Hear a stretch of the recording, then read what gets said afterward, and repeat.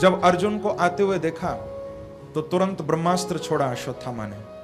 तो भगवान की आज्ञा लेकर अर्जुन ने भी ब्रह्मास्त्र छोड़ दिया। दोनों ब्रह्मास्त्र आपस में टकराए हैं, भीषण अग्नि बरसने लगी। फिर भगवान श्री कृष्ण के कहने पर ही अर्जुन ने उन ब्रह्मास्त्रों को अपनी ओर खींचा, दोनों के तेज को शांत किया है। अश्वत्थामा को भागते भागते पकड़ लिया, बांधकर घसीटते हुए अर्जुन लेकर आया है और शिविर के दरवाजे पर लाकर पटक दिया। तलवार लेकर अर्जुन मारने को तैयार है। बड़ा अद्भुत दृश्य है। अर्जुन की तलवार अश्वत्थामा पर पड़ने वाली है, परंतु उसी समय द्रौपदी अंदर से बाहर निकल आई। देखा कि आज मेरे पति इस अश्वत्थामा को मारने जा रहे हैं। द्रौपदी अंदर से बाहर आई और क्या कहती है कि उवाच चासहंतस्य बंधनानयनं सती मुच्यता मुच्यतामेष ब्राह्मणो नितरं गुरु। द्रौपदी ने अर्जुन को कहा कि नहीं नहीं महाराज, छोड़ दो छोड़ दो। 2 बार भागवत में कहा है मुच्यता मुच्यतामेष, इसको छोड़ दो छोड़ दो। अर्जुन ने कहा कि द्रौपदी क्या तुम भूल रही हो, ये हमारे बच्चों का हत्यारा है, ये तो दुष्ट है, पापी है, इसने हमारे 5 बच्चों को मारा है और तुम कहती हो कि मैं इसको छोड़ दूं, क्यों? तो द्रौपदी ने कहा कि महाराज क्या आप भूल गए हो, चाहे इसने हमारे 5 बच्चों को मारा है, लेकिन ब्राह्मणों नितराम गुरु, ये साक्षात ब्राह्मण है, द्रोणाचार्य का बेटा है अश्वत्थामा। एक तो ये ब्राह्मण है और दूसरा ये आपके गुरु का पुत्र है। अब देखो, इसने मेरे 5 बच्चों को मार दिया तो मैं तो अपने बच्चों के लिए रो रही हूं। आप सोचो कि यदि आप इसको मार दोगे तो आपकी गुरु मां को कितना कष्ट होगा। द्रोणाचार्य की पत्नी कृपी, उनको कितना कष्ट होगा, क्योंकि एक मां के दर्द को तो मां ही समझ सकती है। द्रौपदी ने कहा कि महाराज छोड़ दो इसको, छोड़ दो। अब देखो, वहां पर भीम भी खड़े थे। भीम ने जोर से आवाज लगाकर अर्जुन को कहा कि अर्जुन, तू द्रौपदी की बात मत मानना, तूने जो प्रतिज्ञा की है प्रतिज्ञा को पूरा करना, इसको प्राण दंड देना। अब अर्जुन को कोई बात समझ नहीं आ रही। द्रौपदी कह रही है कि इसको छोड़ दो और उधर भीम कह रहे हैं कि इसको मार डालो। अब समझ नहीं आता अर्जुन को कि मैं करूं तो क्या करूं। परंतु बंधुओं, वहां पर भगवान कृष्ण भी खड़े हुए हैं। और देखो, जब आपको कोई बात समझ न आए तो उस समय भगवान के ऊपर छोड़ देना चाहिए, वो ज्यादा अच्छा है, क्योंकि भगवान जो करेंगे वो अच्छा ही करेंगे। जब कोई रास्ता दिखाई न दे तो ठाकुर जी पर छोड़ दो। अर्जुन ने भी भगवान को कहा कि प्रभु अब आप इस मुसीबत से बचाओ। द्रौपदी कहती है कि मैं इसको छोड़ दूं, भीम कहता है कि मैं मार डालूं, मैं क्या करूं भगवान, आप बताइए। तो भगवान श्री कृष्ण तो बांके बिहारी हैं, टेढ़े हैं ना। जब वो खुद टेढ़े हैं तो बातें भी हमेशा टेढ़ी ही करते हैं। प्रेम से कहो श्री राधे। भगवान ने यहां पर बड़ी टेढ़ी सी बात कर दी। अर्जुन ने पूछा कि प्रभु आप बताओ मैं क्या करूं। तो भगवान कहते हैं कि अर्जुन, मैंने तो शास्त्र में ये दोनों ही बातें कही हैं कि ब्रह्म बंधुर्न हंतव्य आतताई बधारहण मैवो भयमाम्नातम परिपायनुशासनम। भगवान कहते हैं कि देखो अर्जुन, मैंने शास्त्र में दोनों ही बातें कही हैं।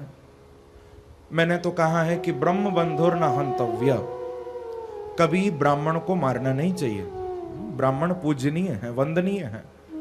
और मैंने ये भी कहा है कि आतताई बधारहण, यदि कोई आतताई है, दुष्ट है, तो उसको छोड़ना भी नहीं चाहिए। इतना कहकर भगवान चुप हो गए। अब देखो, दोनों ही बातें कह दी ना भगवान ने तो, कि ब्राह्मण को मारो मत और दुष्ट को छोड़ो मत। अब मुसीबत तो यह है कि अश्वत्थामा ब्राह्मण भी है और दुष्ट भी है। बात कितनी टेढ़ी कर दी भगवान ने। लेकिन भगवान की बात को भक्त ही समझ सकते हैं, हमारी समझ में भले ही ना आए, लेकिन भक्त समझ जाते हैं। अर्जुन समझ गए कि भगवान आ रहे हैं। अर्जुन ने अपनी तलवार की नोक से अश्वत्थामा के मस्तक में एक मणि थी, जन्म से अर्जुन ने अपनी तलवार की नोक से झट उस मणि को निकाल लिया और धक्का देकर अपमानित करके अश्वत्थामा को राज्य से बाहर निकाल दिया है। क्योंकि भागवत में लिखा हुआ है बंधुओं कि वपनम द्रविड़ा दानम स्थाना निर्यापणम तथा एष ही ब्रह्म बंधूनाम वधो नान्योस्ति दैहिकः। यदि कोई ब्राह्मण है और ब्राह्मण होने के साथ साथ दुष्ट भी है, तब भी उसको शारीरिक दंड नहीं देना चाहिए, उसको मारना नहीं चाहिए। हां, यदि उसका थोड़ा अपमान कर दिया जाए तो समझो मानो ब्राह्मण की मृत्यु हो गई है। तो यहां प्राण दंड नहीं दिलवाया, अश्वत्थामा को केवल थोड़ा सा अपमानित करके छोड़ दिया। इससे ब्राह्मण की रक्षा भी हो गई और अर्जुन की प्रतिज्ञा भी पूरी हो गई। अब देखो, अश्वत्थामा को बाहर तो निकाल दिया, लेकिन अश्वत्थामा इसने अपनी दुष्टता को छोड़ा नहीं। इसने उत्तरा को मारने के लिए फिर से ब्रह्मास्त्र छोड़ दिया है। उत्तरा कौन है? अभिमन्यु की पत्नी। अभिमन्यु अर्जुन के पुत्र हैं, सुभद्रा जी के बेटा हैं। अभिमन्यु के मामा लगते हैं भगवान कृष्ण। अब आप लोग तो जानते हो कि अभिमन्यु तो महाभारत युद्ध में वीरगति को प्राप्त हुए थे, लेकिन तब तक उत्तरा जी गर्भवती हो चुकी थी। उत्तरा के विवाह को केवल 1 महीना हुआ था और महाभारत युद्ध शुरू हो गया था। अभिमन्यु जी तो मारे गए, लेकिन उत्तरा गर्भवती थी और अब पांडवों के वंश में और कोई बाकी नहीं बचा है। उत्तरा के गर्भ से जो बालक जन्म लेगा वो ही पांडवों के वंश को आगे बढ़ाएगा। क्योंकि 5 बेटे थे, वो तो पहले ही अश्वत्थामा ने मार दिया, अब कोई बाकी नहीं बचा। तो इस अश्वत्थामा ने क्या किया? मन में सोचने लगा कि मैंने पांडवों के 5 पुत्रों को तो मार ही दिया है, अब क्यों ना मैं उत्तरा को ही मार दूं।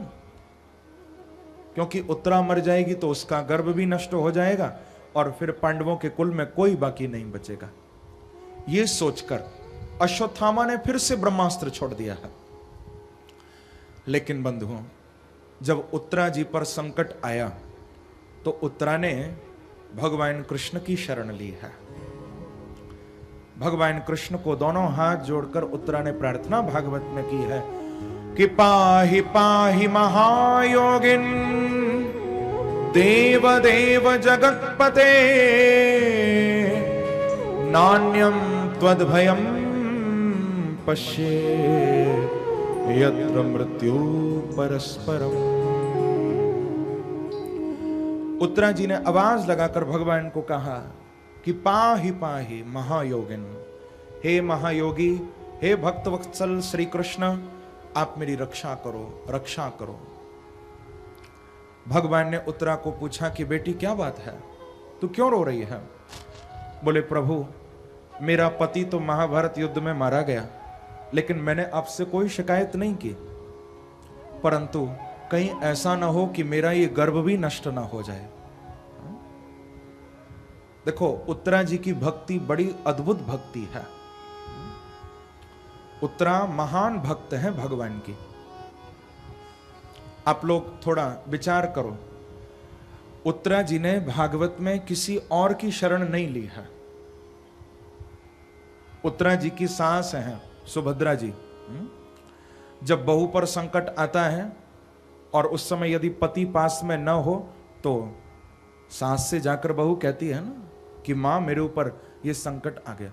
अब आज की बहू कहती है या नहीं कहती है ये तो मुझे नहीं पता, लेकिन नियम तो यही है, क्योंकि अब सास ही उसकी मां है, बहू को वहीं जाना चाहिए। लेकिन उत्तरा जी ने सुभद्रा जी से कोई निवेदन नहीं किया, द्रौपदी से भी कोई बात नहीं की, यहां तक कि महारानी कुंती भी है, ददिया सास, कुंती जी से भी प्रार्थना नहीं की। पांडव भी 5 वहीं पर हैं, लेकिन पांडवों को भी कुछ नहीं कहा। उत्तरा ने यदि प्रार्थना की है तो केवल भगवान कृष्ण से की है, यहां और किसी से प्रार्थना नहीं की। क्योंकि बंधुओं बात बिल्कुल सच्ची है। संसार से कितना भी आप निवेदन कर लो, संसार के आगे कितना भी हाथ फैला लो, लेकिन संसार का कोई तुमको बचाने नहीं आएगा। अंत में यदि बचाने आएंगे तो बाके बिहारी ही बचाने आएंगे। हाँ, प्रेम से कहो श्री राधे, दूसरा कोई आने वाला नहीं है। तो जब अंत में बचाना भगवान को ही है तो फिर पहले भगवान की ही शरण लो ना। हम लोग पहले तो सबके आगे हाथ फैला लेते हैं, जब कोई बचाने नहीं आता तब हमको भगवान याद आते हैं। यदि पहले ही भगवान याद आ जाएं तो फिर कहना ही क्या। उत्तरा ने भगवान को प्रार्थना की कि प्रभु आप रक्षा करिए। भगवान ने जो उत्तरा की प्रार्थना को सुना तो सूत जी कहते हैं कि ऋषियों, उसी समय भगवान ने अंगूठे के बराबर रूप धारण कर लिया है और उत्तरा के मुख से होते हुए प्राण वायु के द्वारा भगवान उत्तरा के गर्भ में, उत्तरा के पेट में गए हैं और वहां जाकर सुदर्शन चक्र हाथ में लेकर प्रभु ने घूम घूम कर उत्तरा के गर्भ में उस ब्रह्मास्त्र के तेज को शांत किया, उत्तरा के गर्भ की भी रक्षा की और उत्तरा की भी रक्षा की। बोलो भक्तवत्सल भगवान की जय, श्री वृंदावन बिहारी लाल की जय।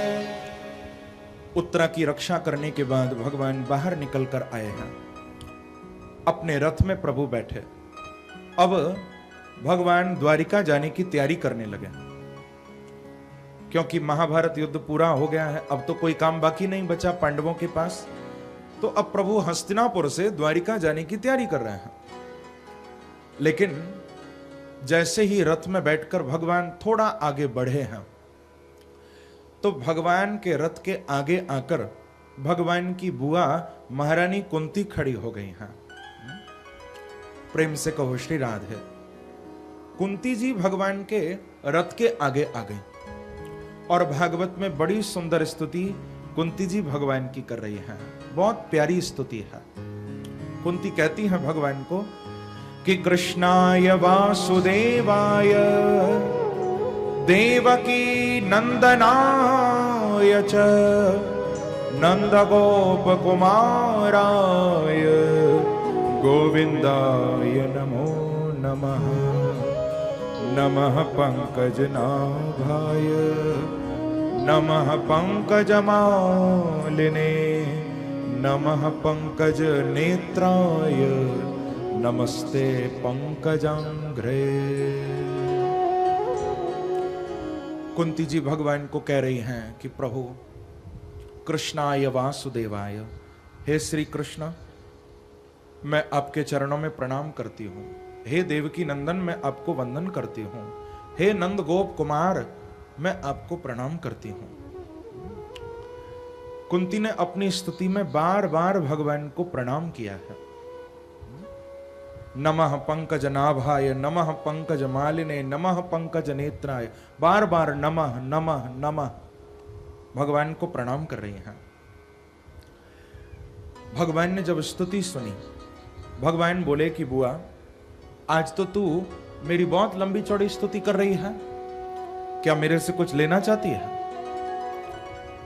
कुंती जी ने कहा कि भगवान आपने ही कैसे सोच लिया? तो भगवान कहते हैं कि संसार में यही तो होता है बुआ। देखो कृष्ण की बुआ लगती है कुंती, वसुदेव जी की बहन लगती है। भगवान ने कहा कि बुआ संसार में आज ऐसे ही लोग हैं, मंदिर में जब मेरा दर्शन करने के लिए आते हैं ना तो दर्शन पूजा पीछे होता है, सबसे पहले आते ही मेरे सामने लंबी चौड़ी लिस्ट रख देते हैं कि प्रभु ये भी देना, ये भी देना, ये भी देना। और बहुत से लोग तो मंदिर में जाकर भगवान के सामने आंखें बंद करके खड़े हो जाते हैं। लोग सोचते हैं कि शायद आंखें बंद करके भगवान की स्तुति प्रार्थना कर रहे होंगे। नहीं, भगवान के सामने आंखें बंद करके यही सोचते रहते हैं कि कहीं हम कुछ मांगना भूल तो नहीं गए। प्रेम से कहो श्री राधे। कहीं कुछ रह तो नहीं गया, सब कुछ मांग लिया ना। बस भगवान से मांगते ही रहते हैं। ठाकुर जी से मांग ही मांग है। भोग तो लगाते हैं ₹1.25 का और बात करते हैं 1.25 करोड़ की भगवान से। कि प्रभु ये ₹1.25 का भोग चढ़ रहा है, कम से कम 1.25 करोड़ का फायदा तो जरूर कराना। कितनी मांग भगवान से। तो भगवान ने सोचा कि बुआ, संसार के लोग सब मांगने ही आते हैं, यदि तुझे भी कुछ मांगना है तो मांग ले। लेकिन कुंती जी बोली कि कृष्ण, मैं भी आपसे कुछ मांगना चाहती हूं, लेकिन पहले आप वचन दो कि जो मैं मांगूंगी आप मुझे दोगे। भगवान ने कहा कि बुआ, मैं वचन देता हूं, तू जो मांगेगी मैं तुझे दूंगा।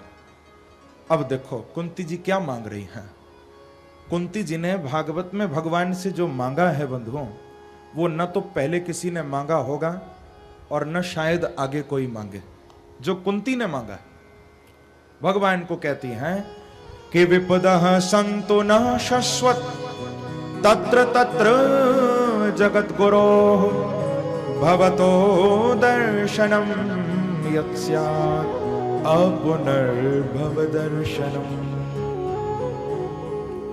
कुंती जी भगवान को कह रही हैं कि हे श्री कृष्ण, आप यदि मुझे कुछ देना चाहते हो तो बस इतनी कृपा मुझ पर करो आप कि 1 नहीं, 2 नहीं, 10-20 नहीं, यदि आपको देने हो तो आप मुझे अनंत अनंत दुखों के पहाड़ दे दो प्रभु। प्रेम से कहो श्री राधे। 1-2 दुख नहीं मांग रही, विपदः बहुवचन है। हे श्री कृष्ण, आपको देने हो तो आप अनंत मुझे दुख दे दो। अब बताओ, दुनिया में कोई ऐसा होगा जो भगवान से दुख मांगेगा? हम तो सुख मांगते मांगते थकते नहीं हैं भगवान से, और कुंती हैं जो भगवान से दुख मांग रही हैं। ऐसा क्यों? मानो कुंती कहना चाहती हैं कि प्रभु, मुझे सुख अच्छे नहीं लगते, मुझे दुख ज्यादा अच्छे लगते हैं। क्यों? क्योंकि दुखों से अगर चोट खाई न होती, दुखों से अगर चोट खाई न होती तो कन्हैया तेरी याद आई न होती। प्रेम से कहो श्री राधे। जब हमारे जीवन में दुख आता है तभी हमको भगवान याद आते हैं। यदि सुख में भगवान याद आने लग जाएं तो जीवन में कभी दुख आए ही ना। जब सुख में हम उनको भूल जाते हैं तभी तो जीवन में दुख आते हैं। तभी तो कबीरदास जी ने कहा कि दुख में सुमिरन सब करे, सुख में करे न कोई, जो सुख में सुमिरन करे तो दुख काहे को होए। यदि हम सुख में भगवान को याद करने लग जाएं तो जीवन में फिर कभी दुख आएंगे ही नहीं बंधु। तभी तो श्री हनुमान जी महाराज ने भगवान श्री राम को ये बात कही कि कह हनुमंत विपत्ति प्रभु सोई, जब तब सुमिरन भजन न होए। हनुमान जी कहते हैं कि जीवन की सबसे बड़ी विपत्ति, सबसे बड़ा दुख वही है बंधुओं, जब तब सुमिरन भजन न होए। जब हमारे जीवन में भगवान का भजन नहीं होता है। तो कुंती कह रही हैं कि प्रभु आप मुझे दुख दे दो, क्योंकि भगवान मैं आपसे दुख क्यों मांग रही हूं, आप स्वयं याद करो। जब जब हमारे जीवन में दुख आए हैं हे श्री कृष्ण, तब तब हमको बचाने के लिए आप आए हो। विषाण महाग्ने पुरुषा ददर्शनात् असत सभाया वनवास कृच्छ्रतः। प्रभु, जब मेरे पुत्रों को, पांडवों को लाक्षागृह में जलाने का प्रयास किया गया था तो बचाने के लिए आप ही आए थे। जिस समय भीम को विष के लड्डू खिलाए गए थे तब भी आपने ही बचाया था। और वो दिन तो आप भूले नहीं ना भगवान, जब द्रौपदी की लाज उस बीच सभा में जा रही थी तो उस समय भी लाज बचाने आप ही आए थे ना। महाभारत युद्ध के समय भी आपने ही मेरे पुत्रों को बचाया प्रभु। और महाभारत युद्ध में ही नहीं, अभी अभी उस उत्तरा को और उत्तरा के गर्भ को भी तो आपने ही बचाया है, अभी अभी आपने रक्षा की है। लेकिन भगवान, अब जब हमारे जीवन में सुख आ गए हैं, जब कोई संकट नहीं है, कोई विपत्ति नहीं है, तो आज आप हमको छोड़कर द्वारिका जा रहे हो? नहीं नहीं प्रभु, आप द्वारिका मत जाओ, मत जाओ। देखो, कुंती जी की स्तुति का सार केवल इतना ही है, भगवान को जाने नहीं देना चाहती, बस यही निवेदन भगवान से कर रही हैं कि प्रभु थोड़े दिन आप और हमारे पास रुक जाओ, फिर द्वारिका चले जाना, ऐसी क्या जल्दी है। भगवान बोले कि बुआ, आप इतना निवेदन कर रही हो तो मैं कैसे जा सकता हूं, मैं तो भक्तों के अधीन हूं, मैं नहीं जाऊंगा द्वारिका। तो प्रभु नहीं गए, वापस रथ से नीचे उतर आए और पांडवों के साथ भगवान अंदर चले गए हैं। बोलो भक्तवत्सल भगवान की जय। एक दिन भगवान को याद आया कि कुरुक्षेत्र में भीष्म पितामह मेरा इंतजार कर रहे होंगे। आप लोग तो सब जानते हो कि महाभारत युद्ध में अर्जुन के द्वारा भीष्म पितामह को तीर मारे गए थे और भीष्म पितामह वहीं बाणों की शैया पर कुरुक्षेत्र में लेटे हुए हैं। 57 दिन निकल गए हैं। भगवान कृष्ण ने भीष्म पितामह को कहा था कि जब आपका अंतिम समय आएगा तो मैं आपको दर्शन देने के लिए आऊंगा। भगवान को वो बात याद आ गई कि मुझे भीष्म पितामह को दर्शन देने के लिए जाना है।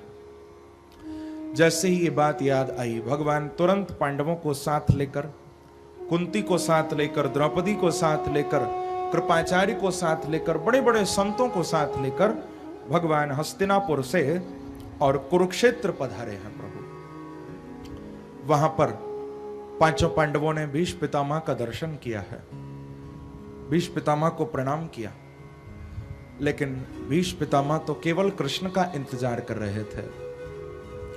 57 दिनों से केवल एक ही बात मन में बार बार उठ रही है कि कब कृष्ण मुझे दर्शन देने आएंगे, कब मुझे कृष्ण का दर्शन होगा। बार बार यही विचार कर रहे हैं। लेकिन आज भगवान कृष्ण दर्शन देने के लिए आ गए हैं। अब आ तो गए भगवान, लेकिन अभी सामने नहीं आए भीष्म पितामह के, सिराने आकर खड़े हो गए। जब मालूम चला कि कृष्ण आ गए हैं, भीष्म पितामह बड़े प्रसन्न होने लगे कि तथाप्येकांत भक्तेषु पश्य भूपानुकंपितम् यन्मे सोऽस्त्यजतः साक्षात् कृष्णो दर्शनमागतः। भीष्म पितामह बहुत प्रसन्न होने लगे कि कृष्णो दर्शनमागतः, आज मुझे कृष्ण दर्शन देने आ गए हैं। आगतः, बड़े प्रसन्न होने लगे।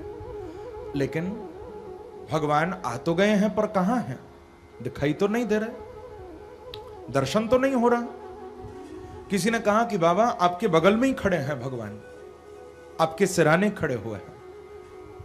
अब भीष्म पितामह प्रयास कर रहे हैं कि मैं उठकर भगवान को देख लूं, लेकिन उठ नहीं पा रहे हैं, क्योंकि हर अंग में तीर लगा हुआ है। कोई ऐसा अंग नहीं है बंधुओं जहां पर तीर न लगा हो। सारा शरीर बाणों से बिधा पड़ा है, अंग अंग में तीर लगा हुआ है। उठ भी नहीं सकते, हिल भी नहीं सकते बाबा। तो भगवान को बोले कि प्रभु अब तो मेरा अंतिम समय है, और अंतिम समय आप ये पर्दा कर रहे हो।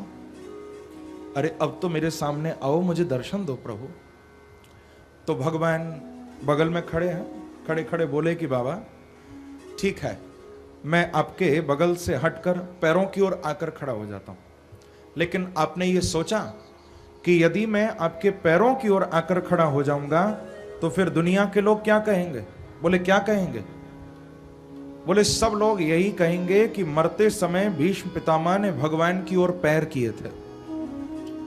अब बताओ, क्या आपको ये बात स्वीकार है? मैं तो खड़ा हो जाता हूं, लेकिन दुनिया वाले यही कहेंगे कि मरते समय भीष्म पितामह ने भगवान की ओर पैर किए।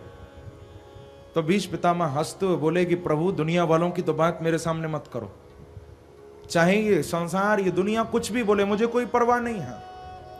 मैं तो बस इतना चाहता हूं कि अंतिम श्वास तक मेरी आंखों को बस आपका दर्शन होता रहे।